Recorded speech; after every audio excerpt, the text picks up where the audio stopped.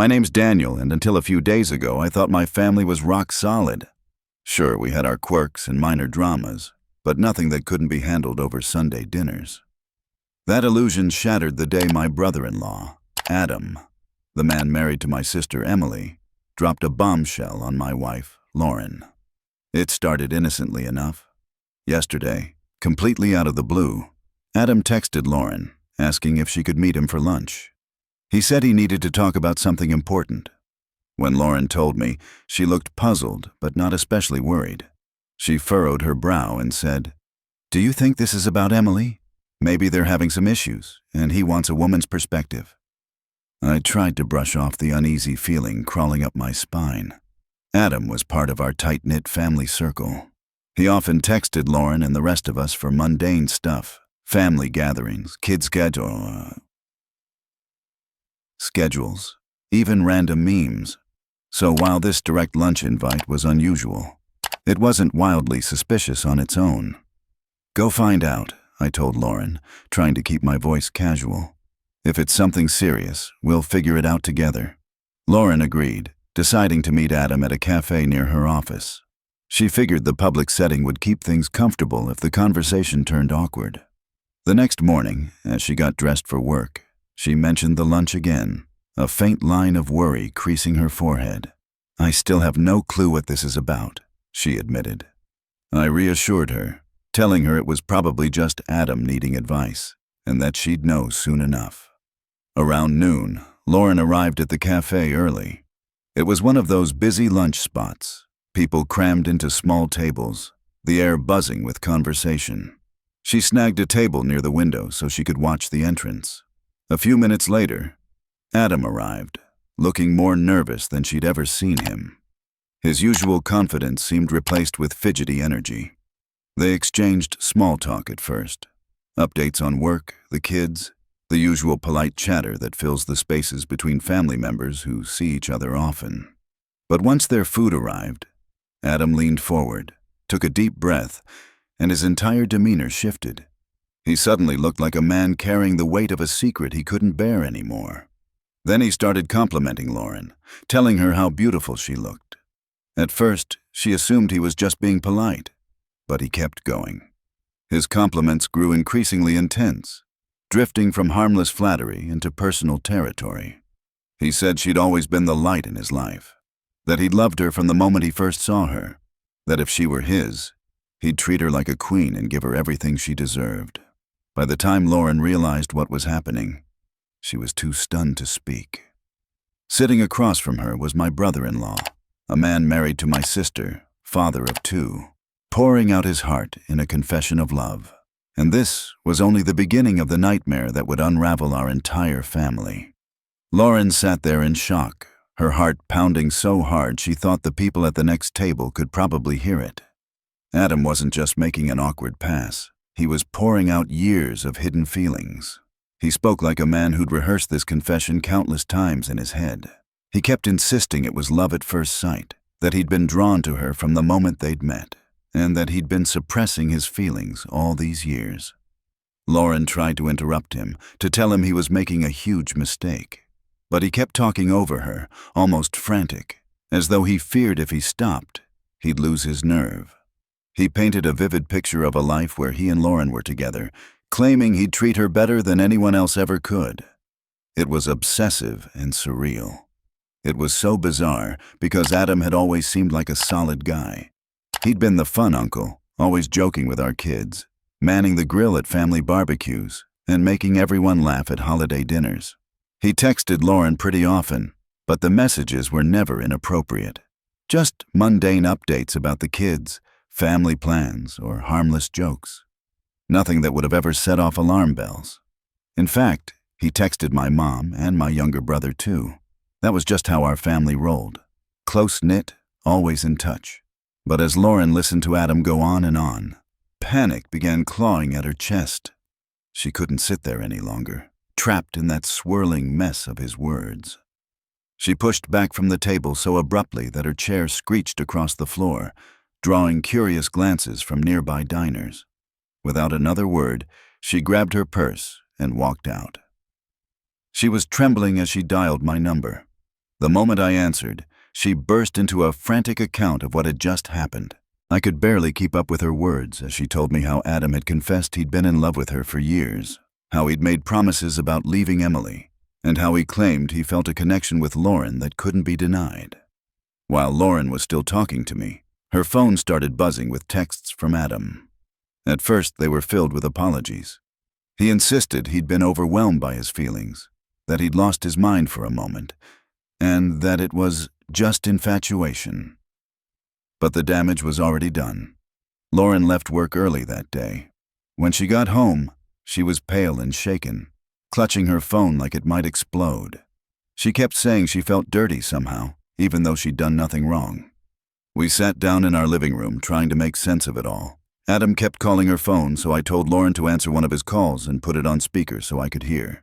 The moment Adam realized I was listening, he started crying, begging us not to tell Emily. He kept insisting it was a misunderstanding. He claimed Lauren had been flirting with him at a family gathering the previous weekend. According to him, there had been a moment in our kitchen when he thought they shared some special connection. Lauren is a playful, ball-busting kind of woman. She jokes and teases people all the time, especially family. I could see how someone delusional might misread her personality. But this was on another level entirely. It was sickening. My biggest question for Adam was whether he'd ever cheated on Emily before. He swore on his kids' lives that he hadn't. He said it was only ever Lauren, that somehow he thought this could actually happen. At that point, I was done listening. I told him we'd deal with it the next day, then hung up.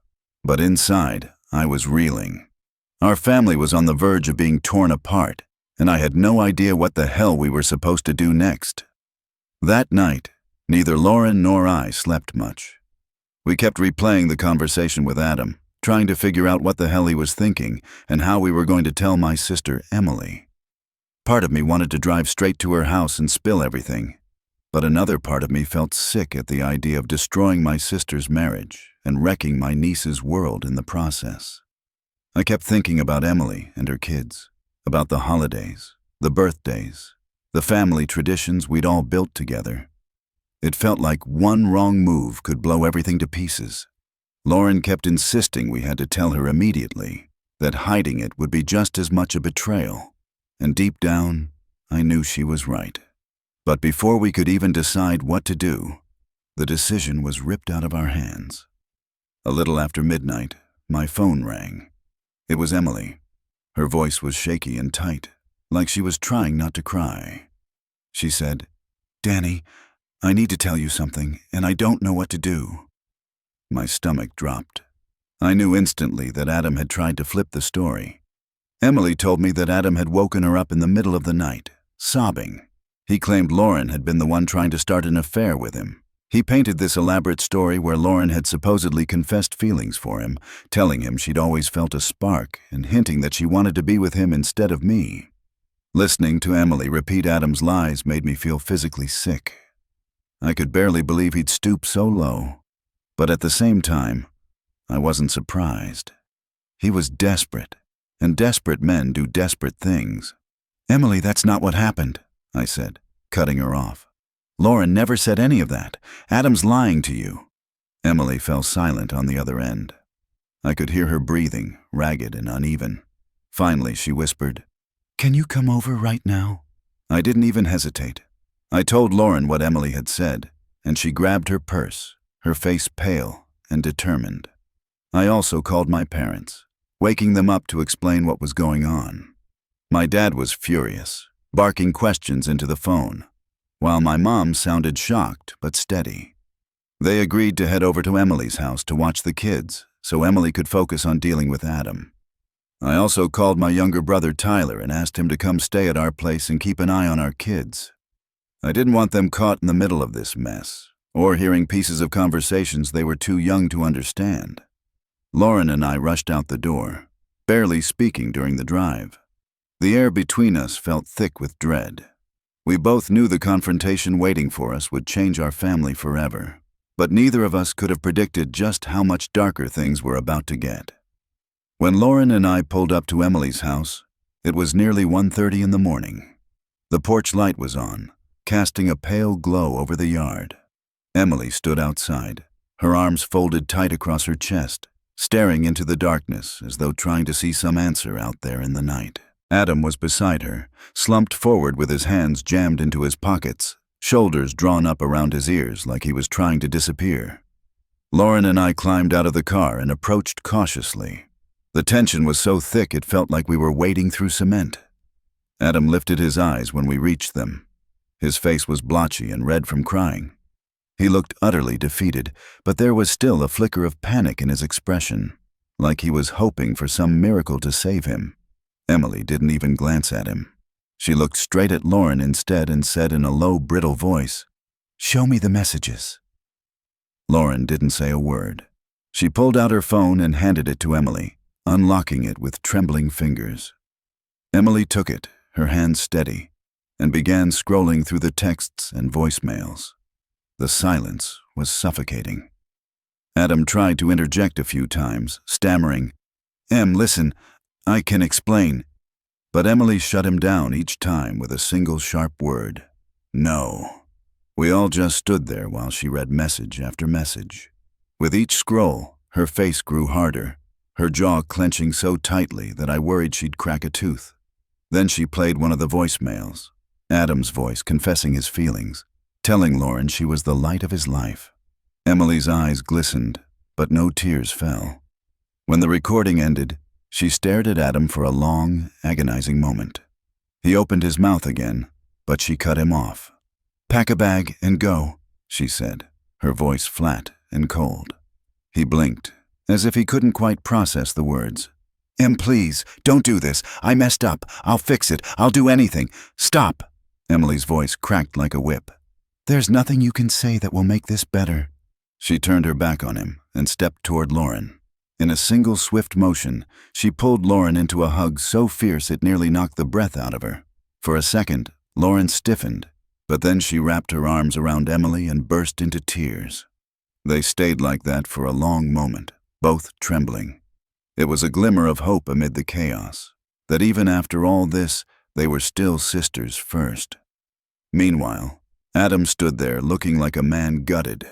His shoulders were hunched, his lips trembling, tears streaming down his face.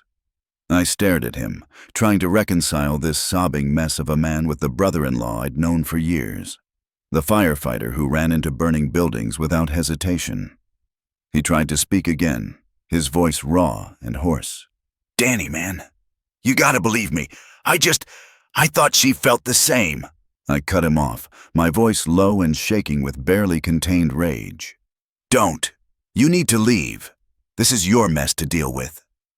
Adam nodded, wiping his eyes with the heel of his hand. Slowly, like a man walking to his own execution, he went into the house to pack his things. Emily stayed outside with Lauren and me. She looked exhausted but resolute. She wasn't crying, she wasn't screaming, she was just done. The three of us talked quietly on the porch while Adam moved around inside. The entire night felt unreal, like we were trapped in some twisted nightmare. But as shattered as Emily was, there was a steeliness in her eyes that told me one thing for certain. She was never going to take him back. After Adam left that night, the three of us, Emily, Lauren, and I, sat together in the living room, trying to piece our lives back together. Emily was a mixture of heartbreak and laser-focused fury. She wasn't sobbing or falling apart. She was working the problem like it was a puzzle she was determined to solve. "I need to know what else he's hiding," Emily said, her voice sharp with resolve. She stalked into her bedroom and came back a minute later carrying Adam's MacBook. Lauren and I exchanged a glance. Part of me wanted to tell Emily to wait, to breathe. But another part knew this was inevitable. She had to know the truth, even if it was going to be brutal. Emily sat down, cracked her knuckles, and began typing in passwords. It took her 3 tries, but she finally got in. Her fingers were trembling as she navigated through folders and files, her eyes scanning the screen with a predator's intensity. It didn't take long before she found something none of us were prepared for. "There's a folder here labeled Random Stuff," Emily said, frowning as she opened it. Lauren leaned closer, peering at the screen. The folder popped open, revealing dozens, no, hundreds, of photos. At first, they seemed innocent enough. Pictures from family barbecues, vacations, birthday parties. But as Emily clicked deeper, a sick feeling began crawling up my spine. The next set of photos were all of Lauren. Not group shots, not casual pictures taken with the family. Just Lauren. Alone. Some of them were innocent. Lauren laughing at a barbecue. Lauren sitting on a beach chair. But others were different. Zoomed-in shots. Angles that made it obvious she didn't know she was being photographed. Emily's face went pale as she clicked through the images faster and faster, her breath coming in shallow bursts. Lauren covered her mouth with her hand, her eyes brimming with tears. Then we hit the Caribbean folder. 2 years ago, we'd all gone on a couple's trip to the Bahamas. It was one of the few times we'd managed an adults-only getaway. Lauren, feeling relaxed and confident, wore a bikini for the first time in years. She usually preferred modest swimwear, but that trip felt special, like she could finally let loose. And there they were, over 50 photos of Lauren in that bikini, each one taken from a distance, clearly without her knowledge. Some were snapped while she lay sunbathing, others as she walked along the shoreline. Not a single shot included anyone else. Emily scrolled through them in stunned silence. The glow from the laptop screen lit up her face, highlighting the growing look of horror. Lauren gasped, her voice barely a whisper. "Oh my God, I didn't know he was taking these." Emily slammed the laptop shut, her face flushed with fury. "This isn't just a crush," she said, her voice shaking. "This is stalking. This is obsession." I felt like I was going to throw up. I'd thought Adam's confession was the worst it could get, but this was something deeper, darker, and way more sinister. Emily paced the room, gripping the laptop like she might smash it. "Does this qualify for a restraining order?" she asked aloud, half to herself, half to us. Lauren sat frozen, staring at the floor. Tears were streaming down her cheeks. "I thought he was family. I thought I was safe around him." Emily hugged her again, holding her tight. "This is not your fault," she said fiercely. "You were just being yourself. He twisted everything." We all sat there in numb silence, trying to process what we'd just seen. The man we thought we knew, a good husband, a devoted father, a firefighter who saved strangers' lives, had been secretly cataloging photos of my wife for years. It felt like a stranger had been living among us, wearing Adam's face. Emily was done crying. She opened the laptop again, determined. "I'm sending all of this to my lawyer," she said. "He's going to pay for this." And in that moment, I knew that any small chance Adam might have had to save his marriage, or his reputation, was gone for good. By the next day, the entire family was in crisis mode. Emily was like a woman on a mission. She'd already talked to a lawyer, set up appointments with a child psychologist for her kids, and was making plans for separating finances. But there was one thing she still needed: answers. That evening, Emily called Adam and demanded that he tell the truth once and for all. She insisted on involving Lauren directly so there'd be no chance for Adam to spin more lies. They arranged a FaceTime call so everyone could see each other, and Emily, ever methodical, made sure to record it. Lauren and I sat together on the couch, the phone propped up between us. My heart was pounding so hard I thought it might explode out of my chest. When Adam's face appeared on the screen, he looked like hell. His eyes were bloodshot and puffy, his cheeks streaked with dried tears. Emily stared at him with the cold, controlled fury of someone who'd finally seen the truth. She said nothing at first, just waited for him to speak. Adam cleared his throat and tried to start several times, but his voice kept catching. Finally, in a small, trembling voice, he admitted the truth. "I've been obsessed with Lauren for years," he said, barely able to meet the camera's gaze. "It started the day I met her." He explained that years ago, before Emily and Adam were even officially dating. They'd gone to a friend's party where Lauren happened to be. Adam claimed he felt an instant spark. At first, he thought it was just physical attraction and assumed it would fade. But the more he got to know Lauren, the way she laughed, the way she was always so warm and playful, the harder it became to shake the feelings. As Adam spoke, Lauren sat stiffly beside me, her hands clenched into tight fists on her lap. Her face was pale, eyes wide, as though every word was a fresh wound. Adam went on, describing how he'd tried to suppress his feelings. But as the years passed, his obsession deepened. He admitted he'd deliberately volunteered for errands at family gatherings just to spend time around Lauren. He'd looked for excuses to text her about mundane topics, hoping for small conversations that made him feel closer to her. He insisted he'd convinced himself Lauren might feel the same way, that she was flirting back. "I thought there were moments," Adam said, his voice quivering. "Little things. The way she joked with me. How we laughed together. I thought she felt something too." Emily didn't say a word. She let him talk, her expression like stone. Lauren was trembling, tears welling in her eyes. "Adam," she said, her voice breaking, "I never felt that way. Never. Not for 1 second." Adam stared into the camera, his eyes pleading. "I know that now. I swear I know. I couldn't stop myself." That was when Emily finally spoke. Her voice was so calm it was almost terrifying. "What made you think my sister-in-law would leave her husband for you?" she demanded. "Why would she destroy her marriage, and mine, for you?" Adam's face crumpled.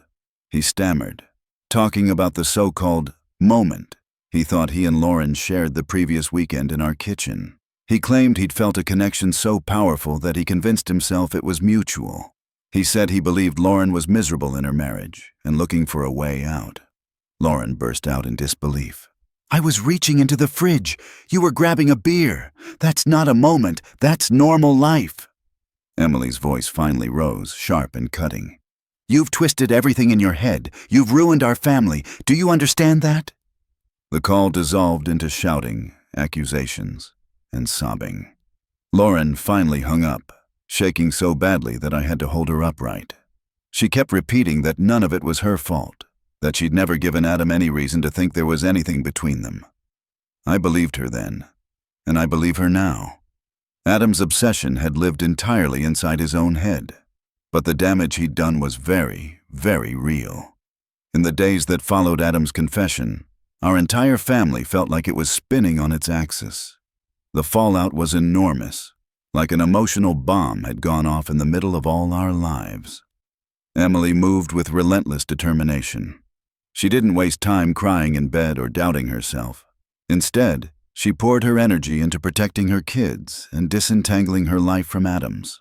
She'd already consulted with a lawyer who assured her that with the texts, voicemails, and especially the secret photos as evidence, she'd have strong grounds for full custody of their children. But for now, there was a cruel reality to deal with. Legally, Adam still had a right to be in the house. Emily couldn't just throw him out, no matter how much she wanted to. So, for the time being, they were both living under the same roof, but on entirely separate planets. Adam took up residence in the guest room, which suddenly felt as foreign and unwelcome as he did.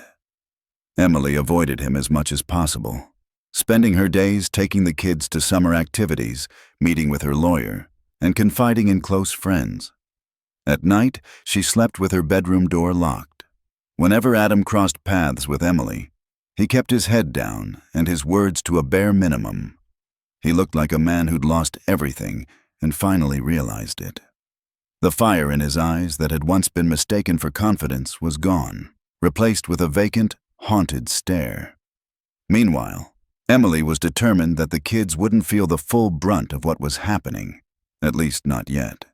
They were still too young to understand why their dad was suddenly living in a different room, or why their mom seemed to be moving through the house like a silent storm. But kids are perceptive. They knew something was wrong. Emily reached out to a child psychologist to prepare for when the inevitable conversations would have to happen. She wanted her kids to know the truth eventually, but in a way that protected them from the ugliest parts of Adam's behavior.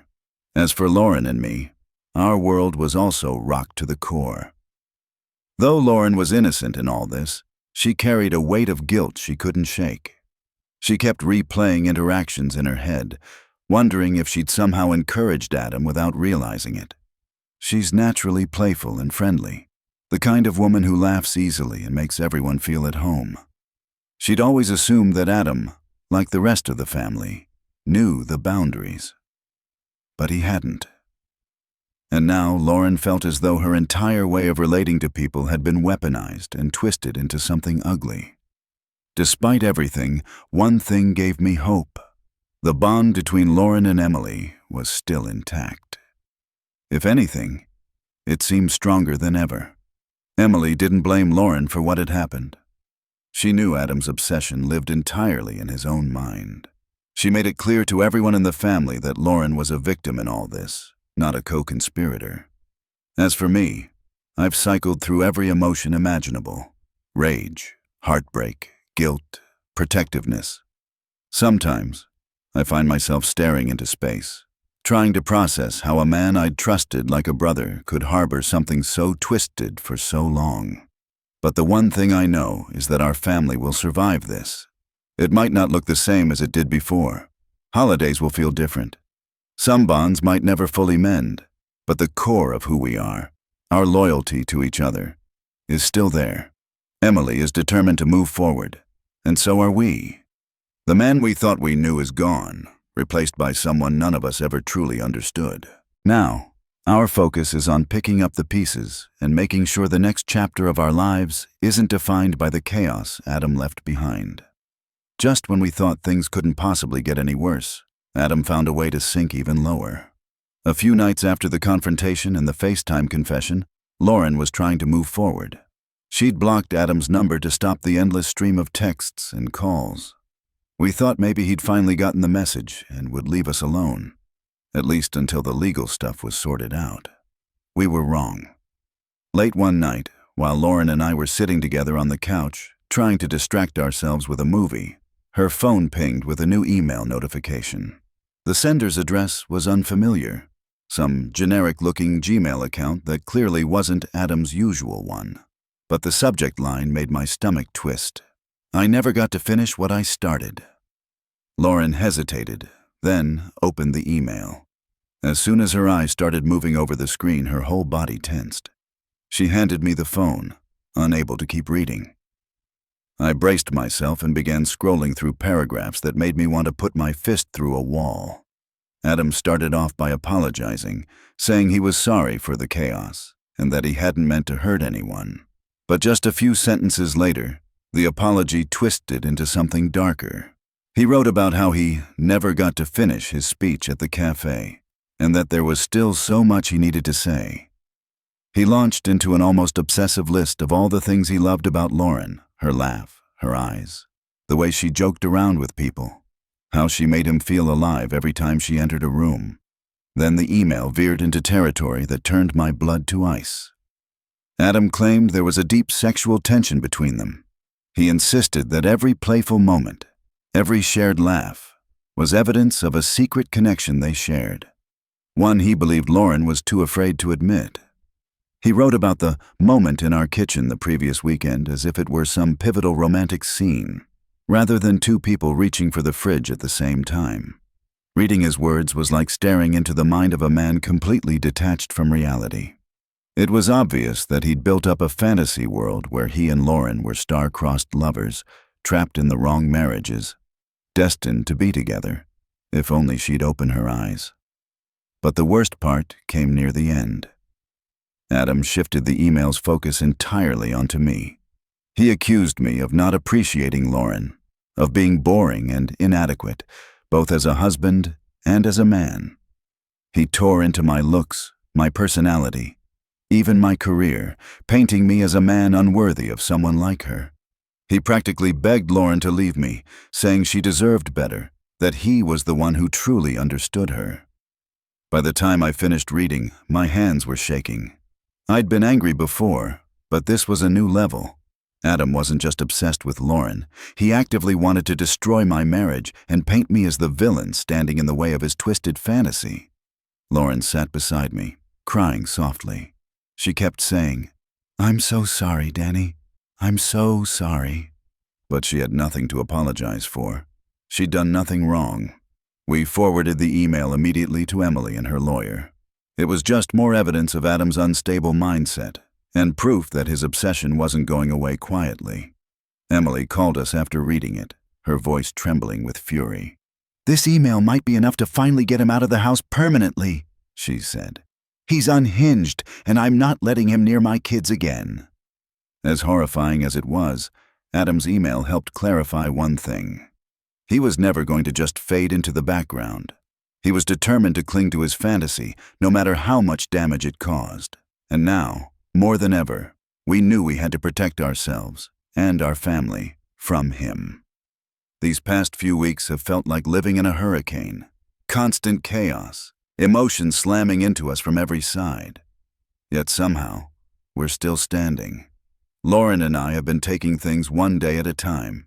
We've had long, painful conversations about boundaries, about trust, about how to navigate the wreckage Adam left behind. Lauren has been beating herself up more than anyone. Even though she knows she did nothing wrong, she can't help feeling guilty. She keeps asking if maybe she should have been colder toward Adam, if her naturally warm and playful personality gave him the wrong idea. I've told her again and again, this was not her fault. Adam's obsession existed entirely in his own head. He took ordinary, friendly gestures and twisted them into something they never were. To her credit, Emily has made it crystal clear that she doesn't blame Lauren for any of this. If anything, it's brought them closer. Their friendship has weathered a storm that would have shattered many families. Emily's loyalty to Lauren hasn't wavered for a second. That's been one of the few bright spots in this nightmare, watching these two women stand together, refusing to let Adam's fantasy destroy the bond they've shared for years. As for Emily, she's moving forward with determination that frankly amazes me. Her love for Adam seems completely gone now, replaced by a fierce protectiveness over her kids. Her focus is on shielding them from as much of this ugliness as possible.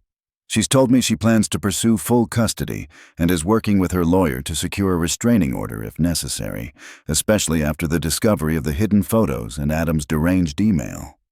For now, Adam is still technically living in Emily's house, though it's clear his days there are numbered. He's a shadow of the man we used to know, quiet, subdued, avoiding eye contact with anyone. He doesn't even seem to be trying to win Emily back anymore. It's as if he knows he's already lost everything that mattered. The kids don't know the full story yet, though they sense something is wrong. Kids always do. They've noticed their dad is sleeping in the guest room and that there's a tension in the house that didn't exist before. Emily's doing everything she can to keep their routines normal, at least until she's ready to explain the truth in an age-appropriate way. Meanwhile, Lauren and I are still processing the sheer strangeness of it all. It's like discovering that someone you thought you knew intimately was secretly leading a double life. Adam was my brother-in-law, my friend. We trusted him. We let him into every corner of our family life, and all the while, he was harboring feelings and secrets that have now blown our world apart. Despite the wreckage, I believe we'll be okay. It'll take time. Holidays will feel different. Family gatherings will carry a tension they never had before. There will be conversations we'll never be able to unhear, and memories we can't scrub from our minds. But we'll survive it. Lauren is strong. Emily is strong, and together, our family is stronger than Adam's lies, stronger than his obsession. We've learned a painful truth, that sometimes the threat isn't from outside your family, but from someone already inside it. But we're determined not to let his actions define who we are going forward. We're focusing on healing, on protecting the kids, and on reminding ourselves that even though Adam tried to tear us apart, he didn't succeed. He might have shattered the illusion of our perfect family, but he didn't destroy the love that's still holding us all together. And for now, that's enough to keep going. Looking back on everything that's happened, I still feel like I'm living someone else's story. It's surreal how quickly life can go from perfectly normal to completely shattered, and all because of one person's secret obsession. I've spent countless nights lying awake, replaying moments with Adam, trying to spot the clues we all missed. How many times did we sit across the dinner table, laughing together, while this twisted fantasy was growing in his head? How often did he pretend to be the fun uncle or the supportive brother-in-law, while secretly harboring plans that would destroy all of us? It's terrifying how easily he blended in. That's probably been the hardest thing for all of us to accept, the idea that someone we trusted completely was capable of hiding such dark thoughts and acting on them in ways that nearly tore our family apart. If there's anything I've learned from this, it's that secrets like Adam's don't stay buried forever. They might lurk under the surface for years, but eventually they come clawing into the light. And when they do, the damage can be devastating. But I've also learned something else. Families can survive things you never think you'll survive. Lauren and I are bruised, but we're still here. Our marriage is strong. We've had hard conversations about boundaries, about how she interacts with people, about how to protect ourselves moving forward. Not because she did anything wrong, but because this experience taught us that even innocent friendliness can be twisted in the mind of someone unstable. Lauren is slowly forgiving herself, though it's a process. She keeps insisting she should have been colder, more distant. But I keep reminding her that kindness isn't a fault, and that no one could have predicted Adam's level of obsession. Emily has been an absolute warrior through all of this. She's heartbreakingly sad, but she's channeling her pain into action.